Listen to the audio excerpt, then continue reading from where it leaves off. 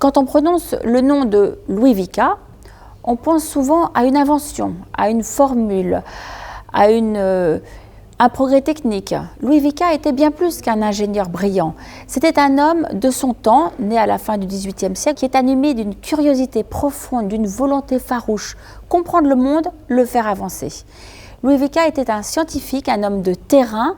Il observait, expérimentait, recommençait. Il préféra la gloire d'être utile à l'avantage si recherché d'être riche, disait le baron Thénard à son époque. Son obsession n'était pas d'inventer pour inventer, mais de résoudre des problèmes concrets. C'est l'exemple du pont de Souillac, le premier pont en France avec l'usage du ciment moderne. C'est un homme profondément humaniste, convaincu que le progrès scientifique devait servir à la société. À travers ses travaux sur les chaux hydrauliques, il a posé les bases du ciment moderne. Il a contribué à bâtir des ponts, des canaux, des infrastructures, des immeubles, des villes. Il a accompagné le développement de la France et bien au-delà, celui du monde. C'est l'inventeur du ciment artificiel en 1817.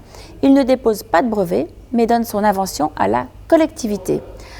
À travers le monde, aujourd'hui on le voit avec le ciment, le béton va se développer très rapidement et on peut admirer toutes ces magnifiques villes dans le monde et pérennes et accessibles à tous. L'héritage de Louis Vicat est immense, vous avez pu le constater. Il nous a légué un état d'esprit avant même de nous léguer une activité, la culture de l'innovation. Il fait passer la construction dans une ère nouvelle, fondée par la compréhension des matériaux, leur durabilité, leur interaction avec le temps. Grâce à lui, Louis Vicat a su traverser les siècles, restant fidèle à ses valeurs tout en sachant se réinventer. Je pense aujourd'hui au ciment bas carbone que nous avons inventé chez nous dans nos laboratoires à l'île d'Abo en France.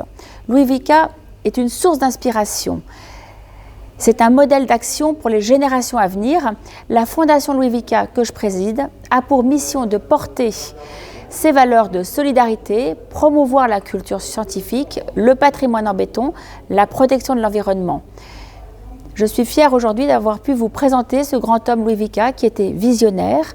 Il voyait bien plus loin que son époque, il était audacieux car il fallait du courage pour remettre en question des pratiques établies et proposer une nouvelle voie, celle qu'il a inventée. Humble, il a bâti des fondations, au sens propre comme au sens figuré, sur lesquelles d'autres peuvent aujourd'hui construire.